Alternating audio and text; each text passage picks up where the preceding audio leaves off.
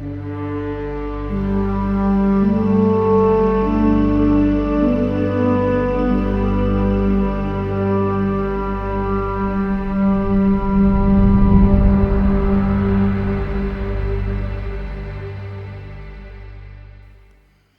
back to the podcast, everybody. Some of you might be watching this on video. My name is Charlotte. I'm the creative and technical director here at Evidence4Faith. And I don't have announcements today because actually today I'm with two very special people, with Michael Lane and April Williams. I keep wanting to call you Disher. It's Williams now.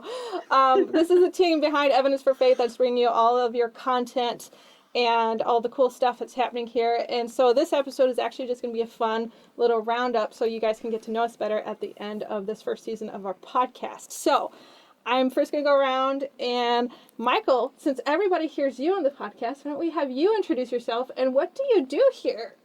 Well, I'm me. Yeah, that's me. I'm Michael. I'm the executive director for Evidence4Faith, and I'm formerly a teacher, school teacher. I've taught grades 1 through college and worked also in camping ministry for a long time. But for Evidence4Faith, I am the executive director. What I basically do is I write pamphlets, I write lessons, and I do a lot of podcasts, and we do a lot of video shooting. So I write the scripts for all this stuff, and besides that, I also get the chance to go out and do a whole lot of speaking. And matter of fact, just tomorrow, I'm going to be taking off for another thing, going down to Illinois to speak on the reliability of the Bible and science in the Bible. So I do a lot of things on apologetics. And what apologetics, I should probably start right there. You know, what is apologetics? Because Evidence4Faith is an apologetics ministry. It comes from a Greek word, apologia, which means to defend. So it's a ministry to defend the gospel, to defend the Bible, to defend misconstrued ideas and all sorts of miscommunications and false information and teachings about who God and who Jesus Christ is. That's our primary thing, is trying to explain the good news that the Bible is real, that God is true, and Jesus Christ is the Messiah, and we can only have salvation through him. So that's what we do, and that's my role as just overseeing. And this ministry takes place in my house. So right now, we started this ministry, and we are in my basement of all places. But we have built a sound room, and this is where we do most of the construction. Charlotte, who is my official gopher.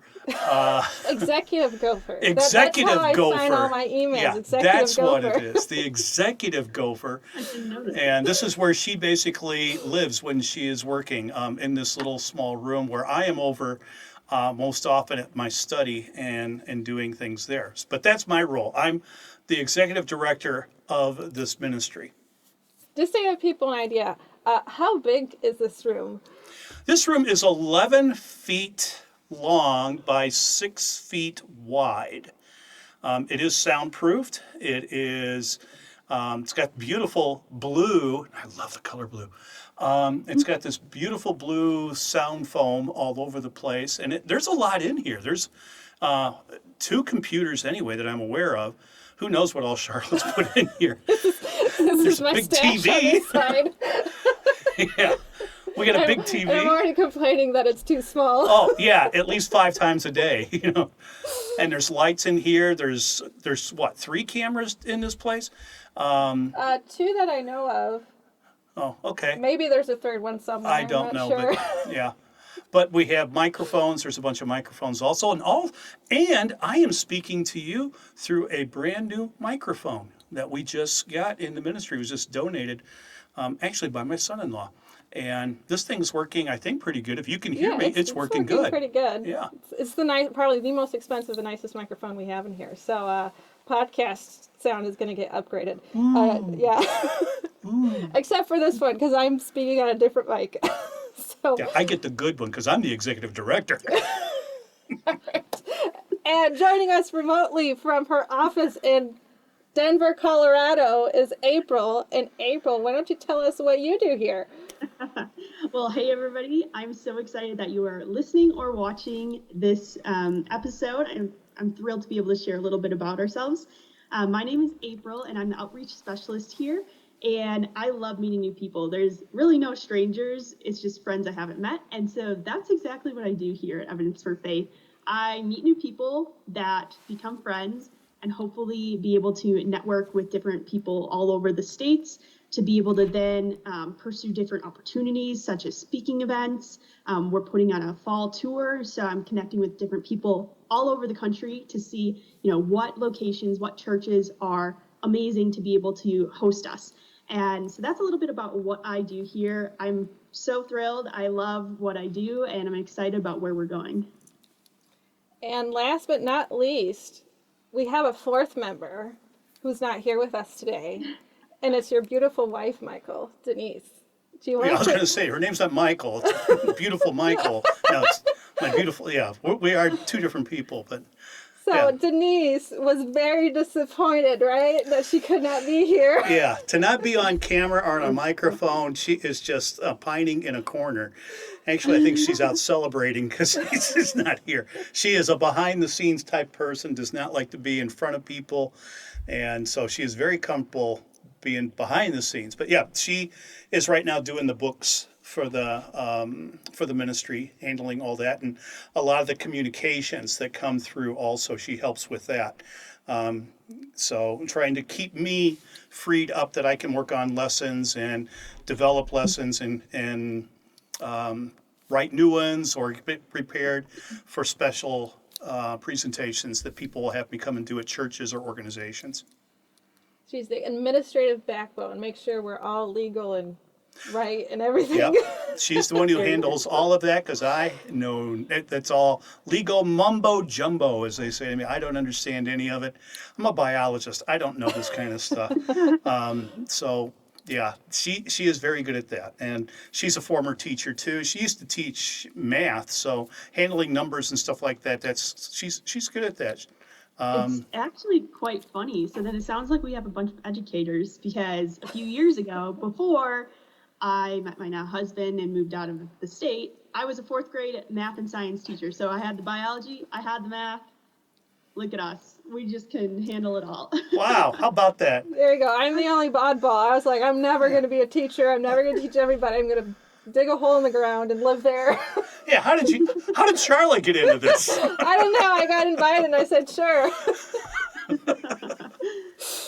Which great segue, Michael, because next thing I wanted to talk about was how did we all come together around Evidence for Faith? Because I know you and I reconnected. Gosh, I had to write this down. No, actually, I did not write it down. But we reconnected, was it August 2020? About that time when you started like your little blog website. Right, and that would have been, that was 2020. That was 2020, because remember, I had just quit my job. Yeah, I was working at the time at the camp here in the Northwoods, Christian camp, and was working there, but we started just a little side thing, because I had, I believe, came up with the idea that because I have like about 2,000 Bible lessons, science lessons, archaeology lessons and stuff, and Charlotte, being the nice, concerned person she is, said, when you die, all that's going to disappear. And so she says, we should do something. And so we started a little thing called Michael Lane Media. Yep, it was a blog website. Yeah. And that was, real catchy name. How creative. But it served its purpose. And we started that. And without knowing it, that was sort of like stepping off into this new ministry. Because it was, it wasn't long, it was about a year later, I think it was, because it was Labor Day weekend. No, it was a month later, because, so August 2020, we actually launched Michael Lane Media, and then that next Labor Day, that's when Caleb and April came into the picture. That's right. It was that is correct. Because, April was not married to Caleb yet, and Caleb came. They both came to camp. It was a Labor Day weekend. And when they got to camp on the Friday, Caleb came directly up to me. I hadn't met April yet, but he came up to me first and he says, because we've known each other since he was a kid. I've known him. Matter of fact, I've traveled to Israel with his family, and we even were roommates on one of the Israel trips. So we commonly used to call each other roomies. But Caleb, he came to me and he says, I want to talk to you. I got something I need to talk to you about. I had no idea what he was talking about. I had no idea what was coming. And that was on a Friday. And it wasn't until Sunday morning that I just finished teaching a class on archaeology in the Bible. And he was in there. And afterwards he says, is this a good time to talk? I said, sure. And so we sat down at a table, and eventually the room thinned out. And as we were sitting there talking, he was telling me that he wanted to give back to God because God had blessed him so much. And he also stated to me that I was a major influence. God used me, because there's nothing special about me, but God used me to influence him and his family, and particularly like his sister and his brothers and stuff, in their walk with the Lord through high school. And he says, I want to give back to God somehow. And I was like, okay, what are you thinking? And he says, I'm thinking of trying to get started an apologetics ministry. And to be honest, what I first thought of as he was telling me this, is he was asking me, okay, who would be a good person to head this up? Who do I know that would head this up? Because I'm 63 at this time. And I normally don't think a 63-year-old starting something totally brand new. But he asked me, as we got going, he was asking me certain questions, and I kept thinking, okay, he's wanting to know who can do this. And this is what kept going through my mind. Who can do this? And finally, he gave me a time to talk, and I said, well, I do know of a couple of people in apologetics ministry that would be probably very good. He goes, no, you don't understand. And I go, what do you mean? I don't want them. I've got an idea of who we can pick, but I want you to do it. You were the one who God used to influence me, and I know you have influenced so many other people, that you've been such an instrument in God. And he realizes there's nothing special about me, and I want to emphasize that so strongly. It's not me. God has put spiritual gifts in all of us Christians, at least one. And he says the spiritual gift that God put in you has been used so many times to further his kingdom. And he says, I want you to head up this ministry. Well, I was just floored. And I didn't know exactly what to say. I was excited about it, but I'm thinking, I remember telling him, what? I'm 63 years old. And I can't remember if it was Caleb or because I say this often to people who are, dare I use the word elderly? I hate that word. But people who are more experienced with life, there's a better way maybe of phrasing it. But I often use it for people to get involved in ministry, even though they might be up in their years, that Moses was 80 when God called him. And if I'm not mistaken, he pulled that on me. Because it's something I've said for years. And I was like, wow. And He used your own words against you. I'm pretty certain that's how this went. Because I was just like, oh man, you got me with my own words.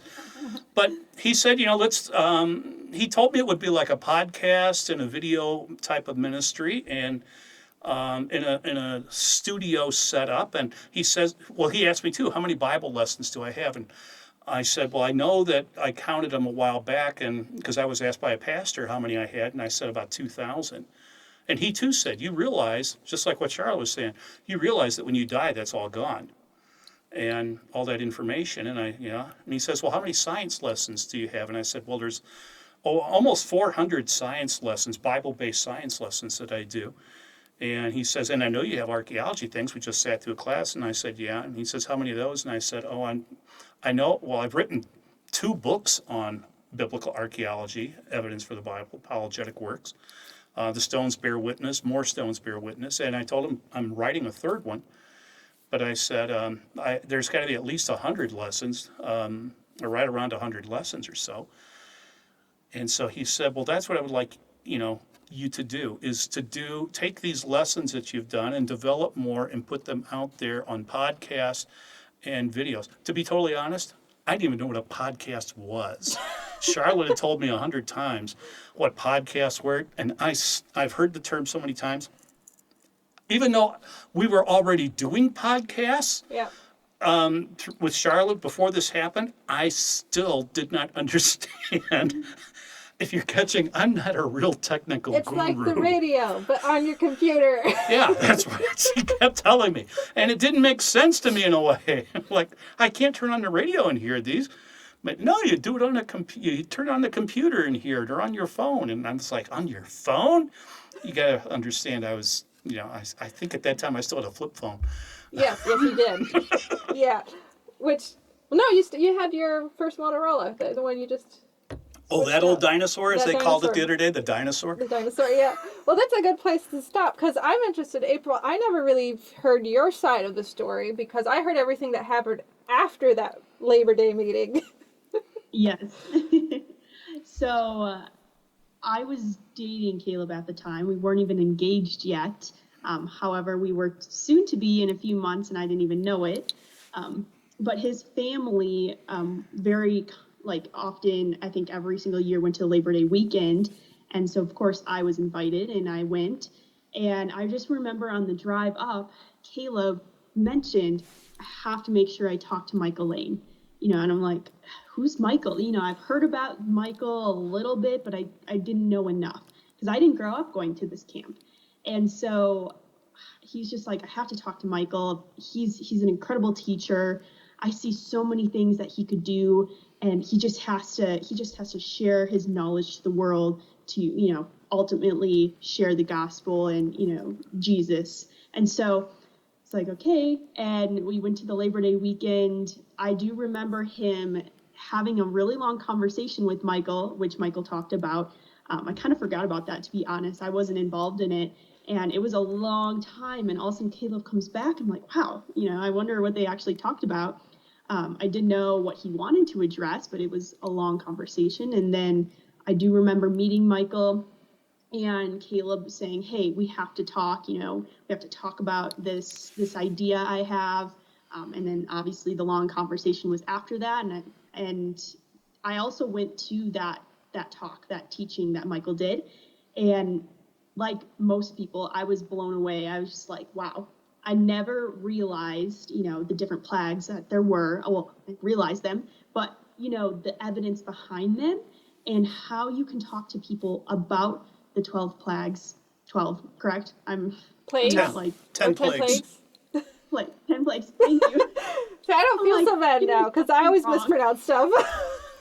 Thank you. Anyways, and how you can talk about that with people and do it in a way where you have this evidence, you can bring up facts from the Bible, from real life. I mean, there are different artifacts that you can use, and I was just blown away. I couldn't believe how well he was able to articulate such a complex experience. And so I remember walking away, realizing what Caleb saw and what everyone else saw as well. And so then it was about a few months later where Caleb and I were coming back to Wisconsin, or I was already in Wisconsin and Caleb was coming in, and we visited his cousins up in Duluth, and then we were like, let's make a stop at the Lanes and, let's hash out what this organization could actually look like. And so we went, and I know Caleb was just super excited about this. He's just like, hey, be on your best, be in your A game because, I really want them to take this step to realize that we can do this, and it's not a big idea that is a little daunting. It's something that's possible. And so we come and we had an amazing time. We hashed out for 2 days what Evidence for Faith could look like, and we walked away and we're like, okay, I love this. I hope this goes through. And sure enough, a few months later, Evidence for Faith was starting up, and it was incredible. And so that's a little about the backstory of how I saw it starting, and I would say the main takeaway was the fact that Caleb just couldn't get out of his brain. Michael has such a gift to articulate these biblical topics in a way where people can understand it, and they can understand it and also be entertained as well. So it's not like they're sitting there listening to a monotone voice. Michael brings in, the action. He brings in the expression, the actual, well, maybe not the actual artifacts, but replicas of these artifacts to represent what the stories say. Yeah, we don't quite make enough to get the real artifacts. Yeah. Well, Israel would be very upset Yeah, Israel if would we be took upset, them out of the country. Yeah. Yeah. Oh. Well, this is very interesting because I remember, because I was kind of on the periphery of all of this. And the funny thing is, so I had, right before we had done this, I had just quit a job. I was really having a bad time. I was also in school. And I remember Michael calling me about the meeting. And then a couple days later, or is it like, it's maybe like a week later or something, he called me. He's like, oh, by the way, there's this guy called Caleb that's going to call you. Like, what's going on? Well, Yeah. Caleb had multiple people. He's like, I got to connect with this person because they're going to be a potential this person. And he's just like, oh. And I would be on this, it would be on speakerphone, and I would hear the whole conversation, and Caleb would work his magic, and then by the end, it was kind of like, okay, I think this person is in. And it was just a matter of Caleb recruiting these people. Yeah. It was amazing. It was fun. Yeah, it was really fun. And it's always kind of blown me away because I know, like, I'm the graphic designer, creative person behind all this. And I realized, God timed it really perfectly because I was having a hard time in my professional life finding a place to fit. And it just seemed like everywhere I went, I did not fit. And then Michael was here like, hey, there's this opportunity that's coming up. And I was like, hey, I remember telling Caleb on the phone, if Michael lives for another 30 to 40 years, like, I will work for Michael for the next 30 to 40 years. Well, we had a good relationship working at the camp, too. Yeah, because actually this was interesting because I remember one of the reasons I wanted to start Michael Lane Media because, so for those who don't know, Michael and I actually met at this Christian Camp and Conference Center, and I was the head of the marketing there. And I had actually pitched this to my supervisor, and I was trying to pitch it to the leadership there that we should launch an online platform to have these lessons and stuff, because as a conference center, we had speakers from all over, and it was this huge thing. I'm like, man, we could really build this big platform. Well, they decided that was not the direction they wanted to go, and I eventually left to go pursue my bachelor's degree. And then Michael and I reconnected like 2 years later. Yeah, it was 2020. I left in 2018. So 2 years later, and I was like, well, I got nothing better to do. So Michael, let's put that blog together. Yeah. And then things just kind of like took off from there. Mm-hmm. Now, the way you got on board, too, because Caleb was telling me all this computer stuff, which was already over my head. Yes. And I had no idea what a podcast was or anything. And he says, we're going to have to find someone who's really good at, computer stuff that can work alongside you. And I said, I know the person I think we could get. And I said, her name's Charlotte. She used to be on staff here and at the camp. And so I said, she knows about podcasts. I told him about the Michael Lane Media thing, and I said she knows podcasts, and she was in the marketing department at the camp, and she did videos and did interview videos and stuff. So she knows this stuff. And I said, that's who we should go after. So sure enough. Yeah, I called you then to see if you'd be interested. Yeah. Maybe start go back with Michael. So this all happened September 2020. I remember we launched our website in December of 2020. Mm-hmm. Oh, That's when it went live. And then I know we officially, the official paperwork was submitted in April of 2021. So this is funny to me. It's like I realized we don't really have an official start date because we just kind of did everything we could to get it off the ground. Yeah. Mm-hmm. that's very accurate. Yeah. Would you guys want to hear some fun facts of what I guess if we technically count, because officially you transferred from Fort Wilderness to Evidence for Faith May 1st. Yes, that's right. April 30th was my last day. April 30th. Yeah. So I guess technically we can say that was the first day of Evidence. Yeah, that's the way I often look at it. That's when Evidence for Faith actually started. Yeah. So we are not quite a year old as of the recording of this podcast, but for some fun facts, by the time that this podcast is released, we will have over 60 episodes from our first season, and we're over 25. I'm pretty sure by the time this is out, it's probably going to be 2,600 downloads. Last I looked, it was 2,500 downloads. So that's a lot of people coming to your living room listening to Bible studies. 83% raised.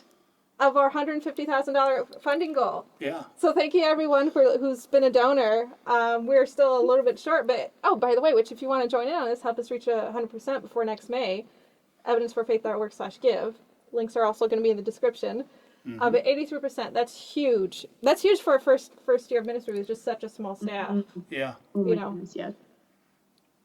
And we've had people who have just sent us support with, we don't even know in some cases when it came, where it came from. Oh yeah. I mean, we're like, who is this person? You know, but We're gonna check. We don't recognize who Yeah. it's from. Apparently they heard about us, so we'll just thank God for them.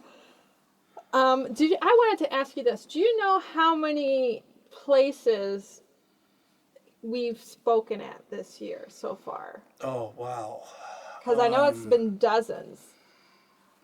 I do not have that in front of me. I'd have to have my calendar, or Denise.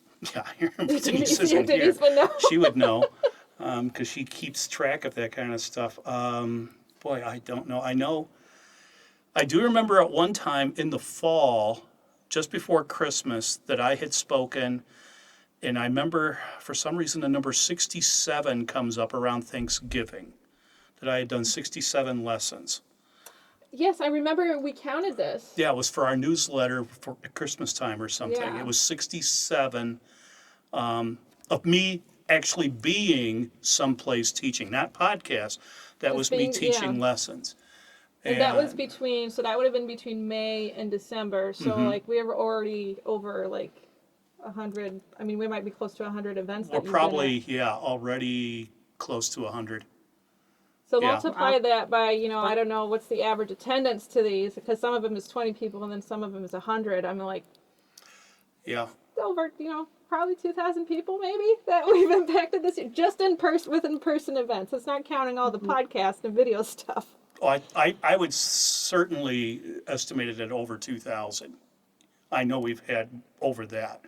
Because in some of the places where I've spoken, there were a couple of hundred people, and I would speak a number of times at things like that. Like this past weekend, I just spoke 4 times, and there was over 100 people. Well, there was about 100 people at each one of those. So that's 400 right there. So, I mean, and then this weekend, we got 2 events going on this weekend. So, yeah, it's really we've been blessed. But what amazes me about that, Charlotte and April, is that when we first started this, as Caleb was pointing out to me, this was going to be a primarily podcast video thing, where I didn't think I'd be traveling. Caleb told me, he asked me, do you like to travel? I love to travel. I do. I love to travel. Which is a blessing. Yeah. Yeah. Or something that Denise. not like that. Yeah, my wife. Would have to be technology based. My wife is a homebody. She does not like to travel. So I love to travel. But he says you'll be traveling and stuff. And so far, everything right now has all been in the Midwest, Wisconsin, Illinois. Yeah. That's where it's been. But we're hoping to expand that. And that's one of the goals and challenges that we're hoping for here is to do that. But I know that's going to be something we'll be talking about later on here. Yeah, because hopefully we can get you around nationwide with this cool tour we're putting together in the fall. Cool tour. Oh, one last quick fact. Do you want to take a guess at how many views we have on our YouTube channel right now?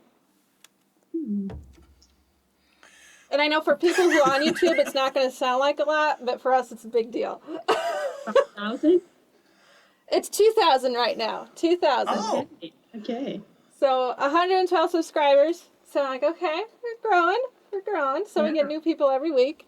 I'll say though, YouTube I feel like is probably one of the hardest platforms to grow on. So This is in 10 months. this is in 10 months, yeah. So the other thing, we have a lot of, all our videos on there are like an hour long. The Yeah. algorithm doesn't like that as much. So I'm putting more clips on for people who want to watch shorter things. Yeah. It's a process. Anyways, but speaking of quick facts, for you guys, what were some of the highlights of this year? I'll let April go first. Ladies first. Okay. Good thing I thought about this already. It was easy. I would say there's a few things. The first one is the launch of the podcast. I just remember pitching the idea and And Michael, of course, you were like, I'm not really sure what a podcast is. And that was probably the fifth time that you heard about it, considering when Charlotte talked to you about it. And I was like, it's pretty simple. You can just make these pieces of content and it can be put on YouTube. It can be put multiple places. And you're like, okay, I do like doing that. And it was exciting to get that launched. And then also not only that, but then to hear people saying, hey, can you release more episodes? Because I've listened to all of them. I want more. And like you were saying, a lot of these episodes are an hour long, maybe more, maybe a little less. So these aren't light little clips that people can listen to and just go through them like very quickly. And they're hefty. They have a lot of meat to them. And so the fact that people are wanting more is incredible. So definitely a win launching our podcast. And then also, I know this is kind of like the start of this year, but I absolutely loved our annual planning meeting. We were able to hash out what is the vision of Evidence for Faith. What are our goals? What are our core values? What do we look for in people when we're wanting more people on the team? What's our 3-year vision, our 5-year vision? And, okay, in order to accomplish those, what are we going to do this quarter to make sure by the end of the year we are on track? And so we have a lot going on this year, as we've kind of been alluding to, and I'm excited to talk more about that. But that was so much fun. I think it was a really great bonding experience for us, even though it was virtual, to be able to just talk through, okay, what makes us unique? What do we look for as core values? It was just a lot of fun. So I would say those were the big highlights for myself. I'm interested to see what Michael says. Yeah, that meeting was a lot of fun. And even because sometimes it has felt like I show up and it's like, oh my gosh, what are we doing today? Did Michael write another lesson? What is he going to want to do? It's like, no, we actually came up with a plan. Like, and even like here in the last few days, I was talking to Michael, I was like, oh, we should put up this, like, have a legitimate production schedule and plan what we should do. And like, cause there's marine biology and craziness all going on right now. And he's saying, sure, well, I'd like to do this. Well, maybe I want to do this. And I'm like, oh my gosh, we need a plan. There's just so much exciting stuff that we can do. And that was a really good experience. And just to show, like, there is longevity to this ministry. Like, we're not, that's one of the reasons we also called it Evidence for Faith, was we wanted this to be something that could continue even beyond Michael. Because obviously, Michael, you're not going to live forever. Don't want to talk like we're talking about your funeral already. But that's kind of the hope, is that we can train up the next generation of apologetics experts or apologetics enthusiasts to keep helping others to walk closer to God, and finding more creative ways to communicate that and to teach that. So, Michael, what were your highlights from this year? Well, I think one was the first place we spoke, because it really got it going. And after we formed in Oswego, Harvest Church in Oswego invited us to come.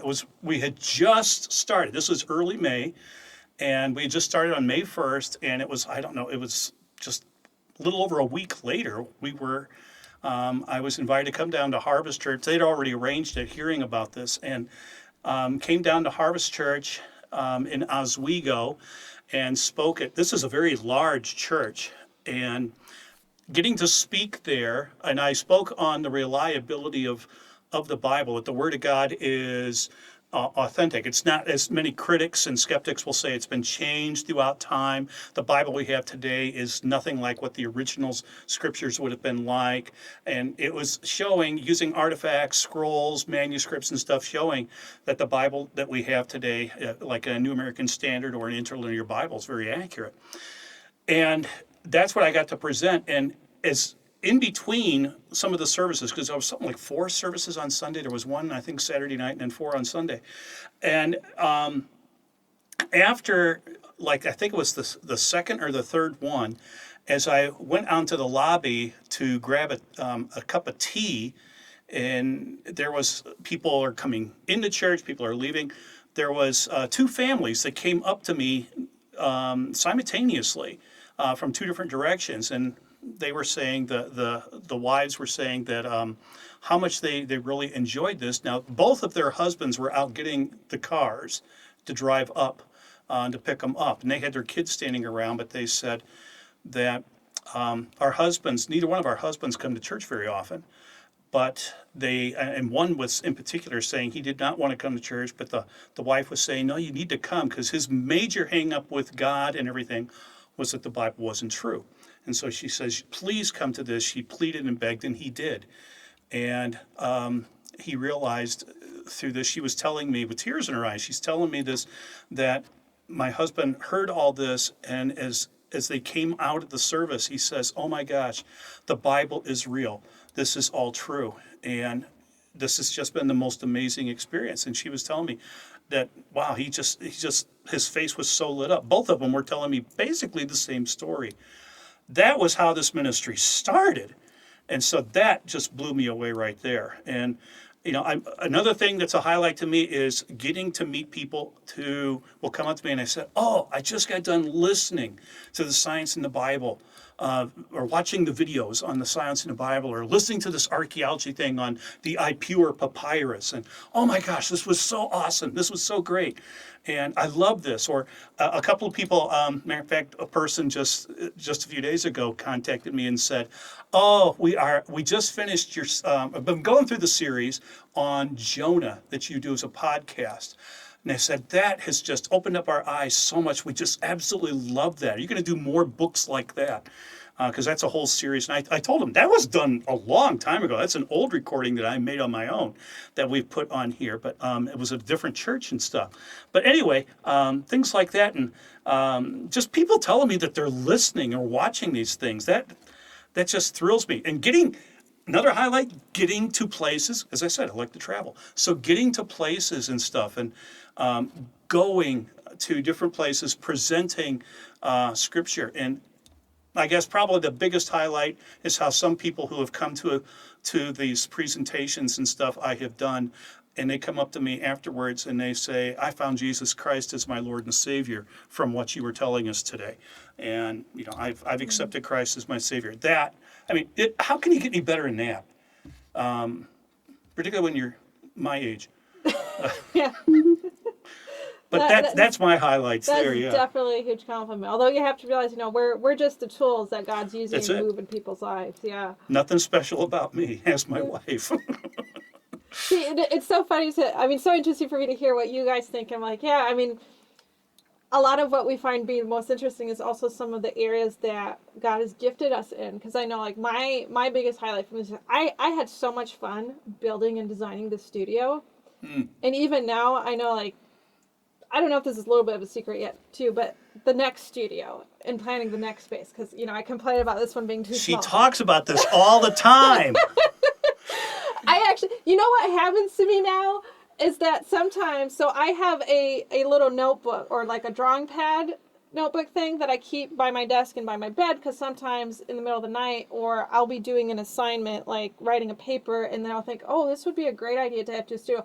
I actually sketched plans for the next studio already. Like that's how excited I am about it. When we have a future headquarters, the studio will be endless. I had this great design for like this whole booth, and how and the TV is gonna be in place so that when we do these Zoom meetings, you can actually see who you're talking to. Yeah. It's gonna be great. But that was my most exciting thing. Also, inhaling all that glue, I think, might have damaged my brain a little bit. So yeah, the spray glue. Because all this foam on the walls, the ceiling, and everything had to be spray glued on with that spray Gorilla Glue. And I'm telling you, man, it was strong throughout the whole house when she was doing this. And the carpet this. got a little sticky from the fumes. Yeah. Remember my socks? I had black socks on. The bottoms turned white from all of the fumes and stepping on it. So. Hey, can I mention one other fact? Yeah. Is how we got the name Evidence4Faith. Oh, yes. How we got the name Evidence4Faith, because when Caleb when he first approached and I agreed that we felt like this is God's doing, that this is the direction God wanted us to go. We were all trying to figure out, what are we going to call this? We got to come up with a name. And so my family, because when that Labor Day weekend, my family most of them were here. Not all of my kids and their families, but two of my three daughters and their families were here. But they were all behind this. And then we all got together and we kept talking on the phone, talking about what what we can call this. Well, Evidence for Faith has 4 pillars. We're standing on 4 pillars. So that's where the number 4 comes in. It's not F-O-R, it's F-O-U-R actually, but it's actually, we use the numerical number 4, Evidence for Faith. And it's 4 pillars. So it's having to do with science, because as I said, I'm a biologist, I'm a science teacher. And so it has science. I have a teaching minor in history. I love history. I've taught history. When I lived in the Bahamas, I used to teach history down there. And I love archaeology and stuff. So archaeology is another way to help support the Bible. Then there's the Bible itself is our 3rd pillar. That's what we're building on, is the Word of God itself. And then the 4th pillar, of course, that is logic, truth. And like one time I was invited to go speak at a major university by an atheist club. This was probably about 12, 15 years ago or so. An atheist club at a major university invited me to come and speak.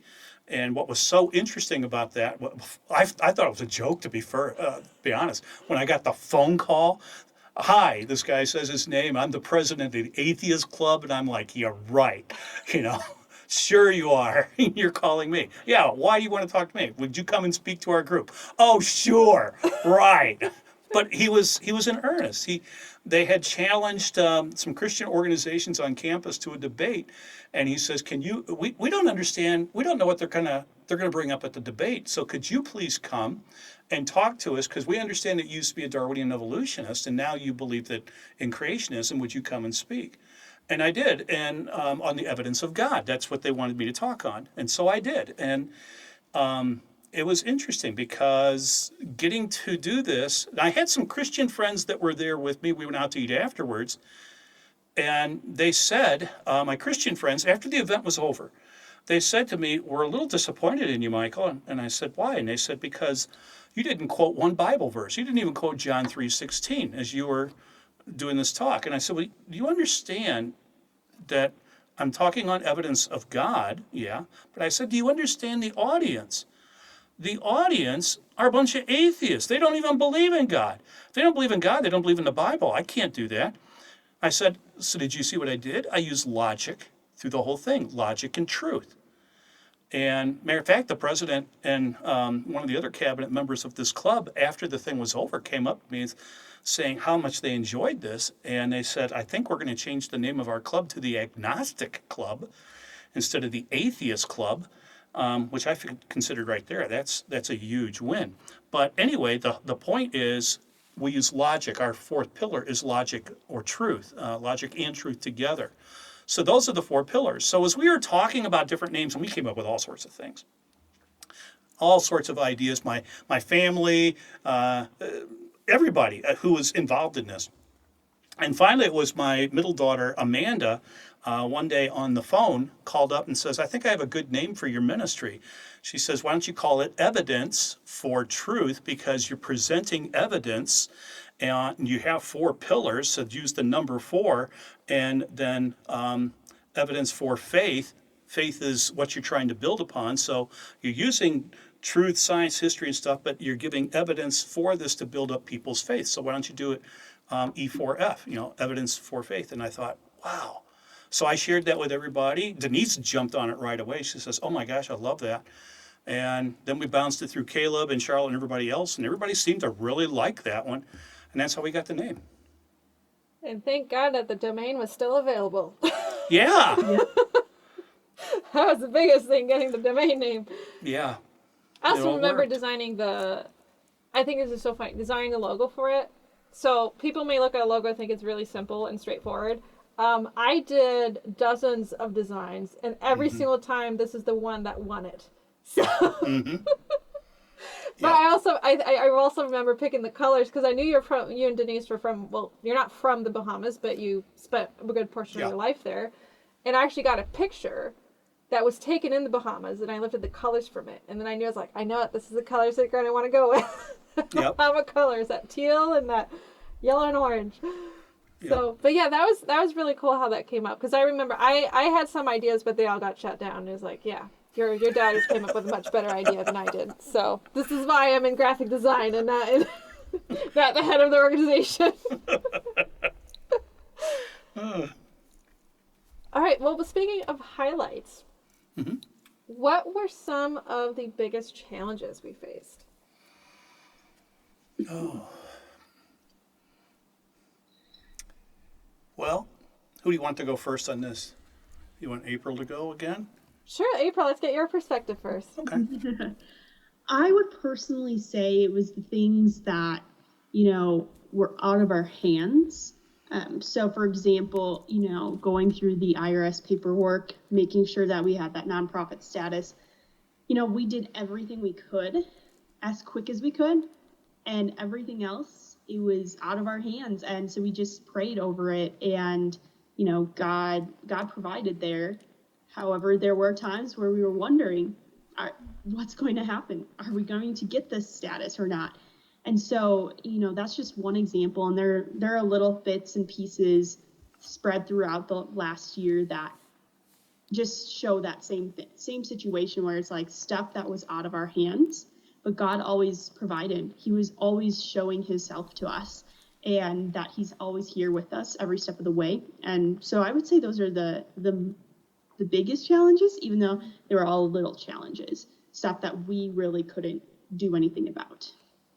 Yeah, I just want to talk about the IRS just a little bit so people understand how crazy it was. Because I know everyone's probably struggling with the IRS right now. Yeah. But we sent in our application for nonprofit status in April of 2021. Early April. Early April. We don't hear anything. We finally find out that we have an agent assigned to the case. December 23rd, 2021, we get a letter in the mail so it's 8 bullet points with like sub-bullet points asking, we need more information before we can process your request. I remember the silliest request on there was they wanted a physical printout of every page of our website. Yeah. So December 23rd, that's what I was doing. And we ended up sending them like this, it was like 200 pages of stuff they wanted. And then I guess they looked through it, and then they sent us our paper. So that was such a stressful time right before Christmas. Yeah. But we got it, guys. We're official. We got it. Yeah, because we had other things planned that weekend that we needed to get done. Yeah. We had like videos that we were going to shoot and everything, and then we just scrapped it on. I spent all day just working on that list, and I said, okay, Jesus, we trust this is in your hands, and we're just going to do what we're asked. And yeah, and it all worked out. So. Yeah. All worked out. It did. That was a very stressful, particularly for Denise, who was handling. She was working on that too with me. Yeah, and our she works with our accountant who's down in Milwaukee. But boy, she was just so stressed out by this, and I know it was like every single night, she was bringing this up in prayer, starting like in June, and it was something that was constantly on her mind. But yeah, then it finally came, and I mean, I would get up every morning, or we'd start to go take a walk to the mailbox, and I would say, "Is today the day? Is today the day?" Or "This is the day. This is the day it's going to be there," and it wouldn't be there, and we'd, "Okay, Lord, it's in your timing," but there was jumping up and down when we got the letter. Oh yes, there was jumping up and down. This is the only time in my life I think I'll ever be that excited over an IRS letter. That's about it. Yeah. That was a celebration. Yeah. So And you were here when it happened, didn't I you? was here. I remember we were about to sit down for dinner, and or you and I were up there talking because Denise was just coming home, Yeah, so she dinner just came wasn't home. done yet.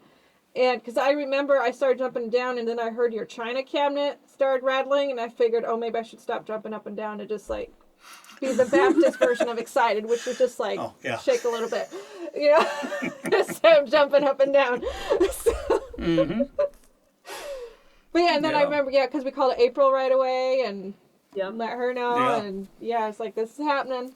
It's happening. Yeah. That was exciting. Yeah. Yeah. Well, Michael, what do you think besides the IRS thing, which I know was a huge rock that was the first thing I jotted down on my Yeah. little notepad here when you asked that. That was the first thing. Another one was, I know nothing about. I mean, I can do a computer, and I know how to run, how to do Word. I can do Excel, and I could do a PowerPoint. Not very well, but I can do them. But getting a studio set up was, to me, a major accomplishment and happened. We had just built a garage Finally, after Yeah. 22 years of living here in the North Woods, we finally scraped up enough money to build a garage. And of course, it happened when wood, construction products and wood in particular, was sky high. And we couldn't afford it really, but we went ahead and wanted to get this built because I'm so tired of trudging out in 3 feet of snow and shoveling my car every day in the wintertime. So we finally got a garage, and my son-in-law, two of my son-in-laws work construction, and they came up and they built it with a lot of volunteers, very good friends up here came over, and oh my gosh, what the help that they gave. I mean, even the equipment that they came to lift the rafters and stuff. Just volunteer people came over and donated time to do this.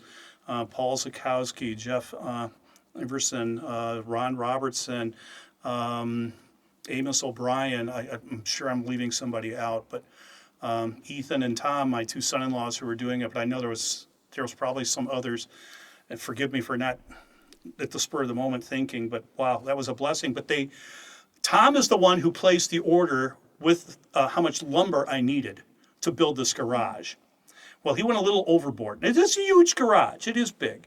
But he went a little overboard, and I was like, at first, I'm thinking, my gosh, this is the price of lumber.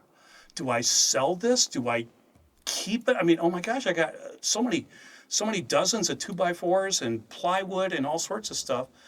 And then it came up, this ministry came, and I've got all this lumber, extra lumber sitting in the garage. So my son-in-law Ethan came. Well, before that, we had to design it. Yep. Charlotte, and Steve Seifert, who came over in his free time and helped design and tell us how to put this space together and stuff to get the most out of it, as to what Denise would allow to be given up out of her house. Yes. Oh, yeah, because that was a question, like, for those who can see me, like, this wall, we were hoping for it to go further out, but Denise is like, I'm not walking through the studio to go do laundry. And that's probably a good thing. Yeah. But yeah, we had getting this studio put together. Ethan came over and did the thing. We had another friend from camp, Bruce Zakowski, came over, did the carpeting. We had Paul Zakowski and Brian Lutz came over, did the drywall. But Steve was so instrumental, so helpful in helping us put all of this, designing how this should all go together and what we needed to get in here. So between him and Charlotte with the technical stuff and the others doing construction, this was a major, oh my gosh, this was just, I kept thinking, how in the world are we going to do this? And where's the money going to come from? Well, it just, to build the room, we had most of the stuff here. I had to buy some drywall. That wasn't expensive. But then where do we get all the equipment? Because the cameras and stuff were so expensive. And this is a brand new ministry. We had no money. So I actually took it out of my savings for some of the stuff to buy because we didn't have anything. And Denise and I were trying to figure out, well, we need this. We got to get it for the ministry and stuff. So just the studio and getting the equipment and everything. And we're still finding out stuff we need to buy. Things keep popping up every now and then, or something breaks. So that was a big thing. And, another big challenge was when Caleb and April were saying we need to set a first year goal to be $150,000. And I was like, oh my gosh, that is a lot of money. But that just has been, God has just been providing, as we talked about earlier. So those were some of the biggest challenges to me and how they were answered. There was a huge blessing because I think we calculated how much labor and materials were donated to build this studio, and didn't it come out like just under $10,000? Yes. Mm-hmm. And like the actual money that we had to spend out of our own pockets was very little. Like all of that was donated, and it was just kind of a sign like people are interested in this, want to get behind us. God is blessing it because He's giving us all this stuff. Yeah. And even with the equipment, like I remember like Steve helping us find the computer, and I was thinking, which I keep calling it the $4,000 computer. It was actually like half of that. And it was just amazing. I think of the components that are in it. Like this was before graphics cards were being, ordered for Bitcoin mining and stuff. Because it's really hard to get a graphics card now. And yeah, getting the camera and everything. And there's some stuff like I already had left over from some previous things, like the tripod and everything. But yeah, my favorite part though was putting that bookcase in. That's behind you. This huge bookcase, and we had measured. We measured first of all before we built the studio. We measured how wide we wanted the bookcase, and we wanted it in like a light colored oak, but we couldn't get it. So it came in cherry. So we went ahead and bought it. I took the dimensions of what they said on the internet of how big this was, and that's how we built the width of this room, was that this would fit and we'd have an inch on each side. Well, we forgot to take in consideration the drywall and the foam. And then we forgot how low, or that this thing wouldn't be from floor to height. ceiling. We didn't think about the height of the bookcase. But we had lumber in the garage, so I built the base for it myself, which we won't even go into how many times I had problems with that, because that's not my forte. But then when we got this in here, Charlotte assembled it, and then it took her and Denise and I. That was an elephant effort of trying to put an elephant inside of a phone booth to get that into this little studio in one piece. That was just unbelievable. And I'm telling you, it's there. It's not moving. I thought it was hilarious because it came with anchors to bolt it to the wall. We didn't have to use them. Yeah. The foam the foam is just holding it up by tension. So. It was so hard to push it in. Yeah, there's no way that's moving. Yeah. That was really fun putting the studio together. But it's amazing how all the different pieces came together, even technology pieces. And I know, like, I also complain about your internet. That's my second top complaint is your internet. Yeah, the internet in the North Woods. I know, April, every time we have meetings, like, we always say, like, oh, Michael's internet's really clear tonight. Like, we can actually hear him. It's not pixelated. So, but that's what you get when you live in the boonies.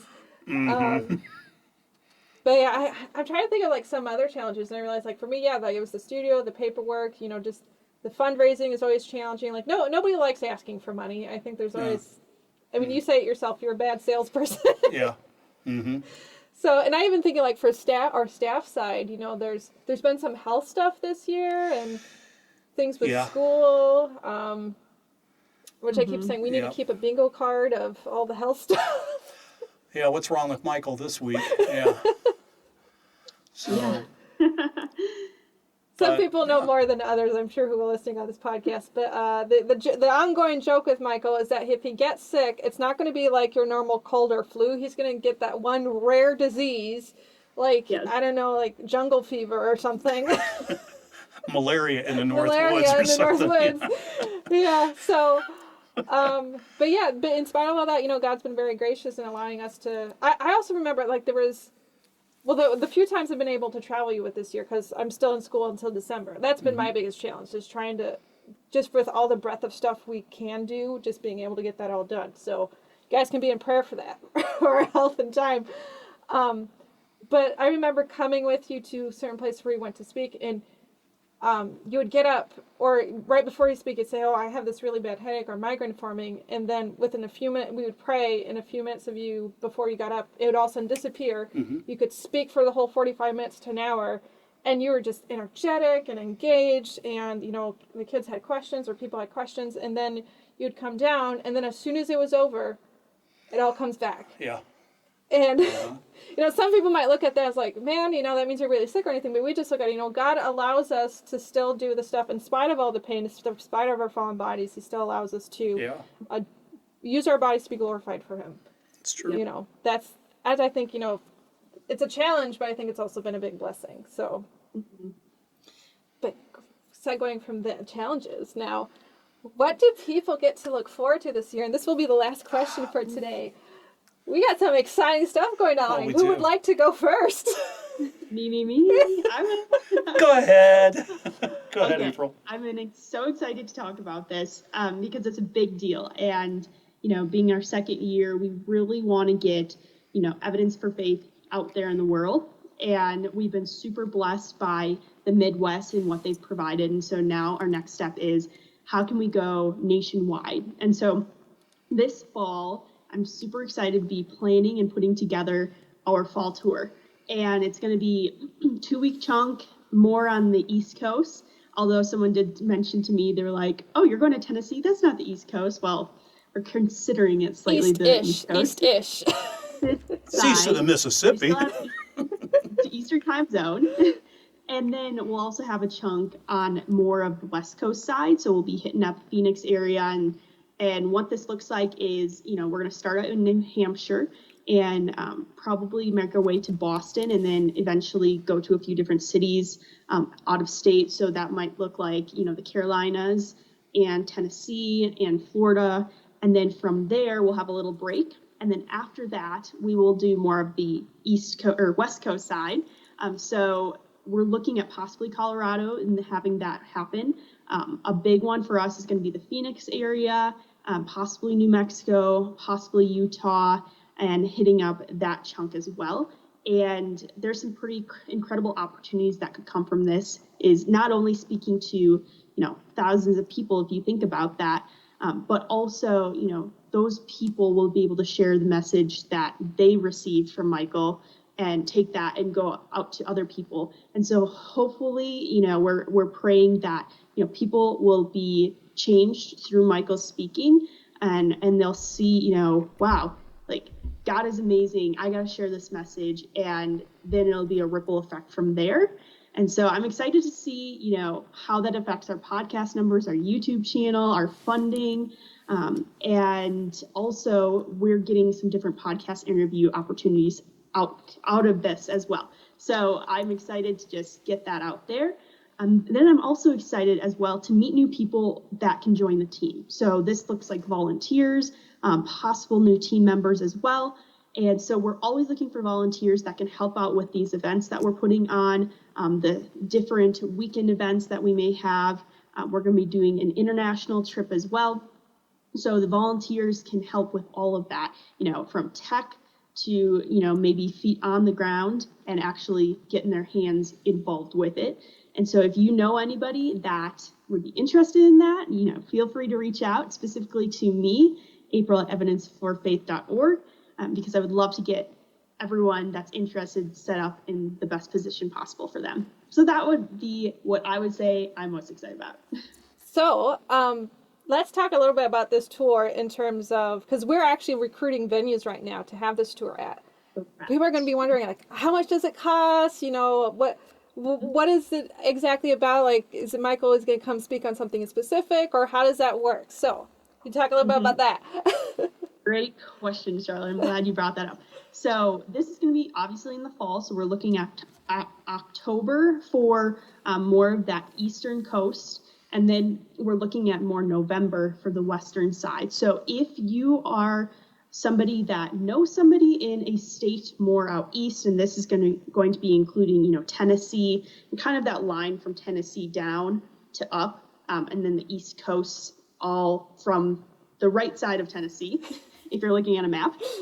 So if you know anybody that is connected in those states with, amazing churches that would be interested in possibly hosting Michael, I'm always looking for different connections, to make it happen. So reaching out to me through that. Or if you're listening and you are somebody that is in one of those states, then reaching out because you know that your church specifically could have an amazing opportunity for Michael to come as well. We're looking to speak on the topic, is the Bible true and accurate?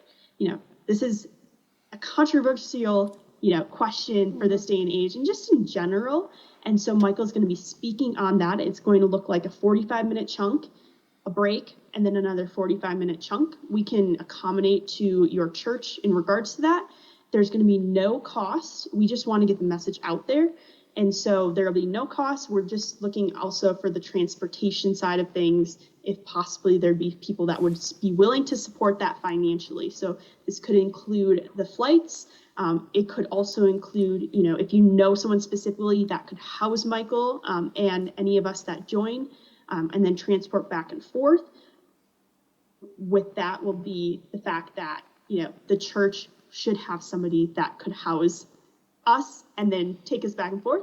However, you never know. And so the big cost that we're just looking to support is the transportation aspect. Other than that, the speaking is of no charge. We just want to bless people with an incredible message, and we just want people to know the gospel and that the Bible is real and that God is real.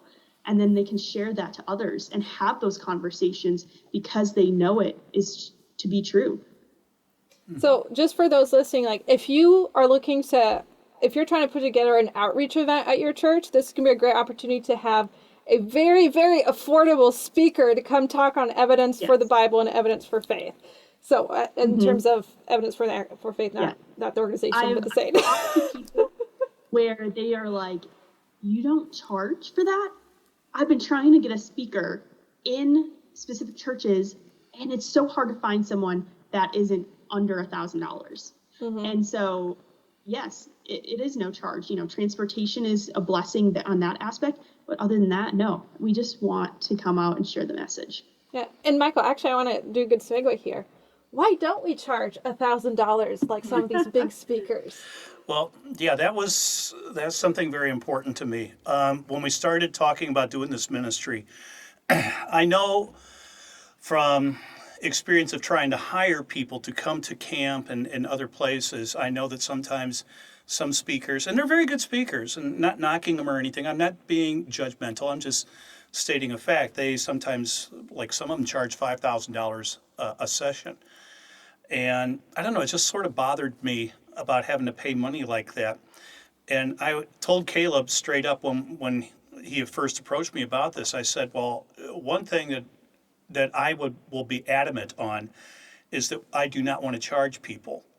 One of my favorite music artists was a guy named Carmen. And Carmen, I don't know if you're familiar with many of his songs. He did a lot of contemporary Christian music in the 80s and the 90s and stuff, and he just died a little over a year ago. But one thing that had so impressed me about Carmen and his ministries, him going out, and he holds the world's record for the largest concert in the world. I mean, it's not Metallica, it's not AC/DC, it's not Shania Twain or anybody else. It's Carmen holds the Guinness Book of World Records for the largest concert in the world. Carmen never did a concert when charging money. He always did it for free because he always said, the gospel is free. I am not going to charge people to be able to hear the gospel of Jesus Christ to get saved. I will not charge people for that. So his ministry was set up along that line, and that so impressed me. And I know there's been some others. I remember a minister back in the 1950s that was a traveling minister that went around frequently speaking, and he never charged. He just asked for gas for his car. And he did many states in the Midwest traveling around doing this in the 50s and the 60s. And that kind of thing really impressed me. So I told Caleb, I don't want to charge. We will rely upon God to supply our needs because that's what he promises. I will not charge someone to hear the gospel of Jesus Christ. That's flat out. I said, if that's not acceptable, then you got to get, there's somebody else who should do this. But and I know this goes against what a lot of people who in ministry have even told me, that's you're setting yourself up for failure. I don't think so. Carmen did a phenomenal job for years. His ministry, and how many people got found salvation through Jesus Christ at Carmen concert. My daughter Amanda is one of those. She found Jesus Christ as her Lord and Savior at a Carmen concert that I dragged her to. I shouldn't say dragged her to, but she wanted to come, and so she came with my youth group. But that's the reason we do not charge. Yeah. So if you want to be a part of this or have your church host this event, or even if you just want to donate towards the travel expenses for this, because I know not every church has the same resources to help cover expenses and lodging and transportation and food. So if you want to be a part of this, you can contact April at evidence4faith.org. That information is also going to be in the description of this episode and this video. So I want to pivot really quickly to Michael. This will be the last thing we talk about, but what is happening in January of next year? January of next year, January 4th to the 17th, I am co-leading another trip to Israel with Dr. Steve Notley of Emmaus Tours. Dr. Steve Notley is a friend of mine that Caleb's dad introduced me to. And this guy, Steve Notley is one of the most humble people I've ever met in my life. He is currently in the news frequently now because he has, looks like he has located the true city of Bethsaida in Galilee. That's the city where Andrew, Philip, and Peter were from. And he's been doing digs there. He's got another dig going on this summer. And I know some friends of mine are going to help him with that. But we are doing a tour. We work together on this. We like tag team, you might say. And we're doing it. In January 4th, we depart the United States. We come back on January 17th. And some of the places we're going to be going is Ashkelon, one of the cities of the Philistines. Oh, I can't even list all the places. There's scores of places we're going to in this time. We'll be going to Caesarea, Megiddo, Nazareth, the Valley of Elah, where David and Goliath had their battle. We'll be going up on the northern Galilee area, Hatzor, Tel Dan, some of the places around to the north that Joshua fought and burned, and you can still see evidence of this. We'll be going to Jerusalem, spending quite a few days in Jerusalem, Bethlehem, Nazareth, the Chorazin, fascinating place to go, down to En-Gedi. Major discovery happened just a few years ago in En-Gedi. They discovered a synagogue, and they found an old Torah scroll that had been burned from about 200 AD or so. And they have been able to photograph it. Smithsonian Magazine actually did an article on this, and they show that this is it's a book of Leviticus that they pulled out, and it's word for word basically what we have in a New American Standard today. Even the paragraphs are in the same place. This dates back to 200 AD. So going there, going all around in Gethsemane, the Mount of Olives, the burial tomb of Christ at the Church of the Holy Sepulchre, lots of places. But also we're going to go up into the West Bank area and go to Shiloh and Mount Gerizim, Shechem. See Jacob's well, the story of the woman at the well and stuff, into this area in Samaria.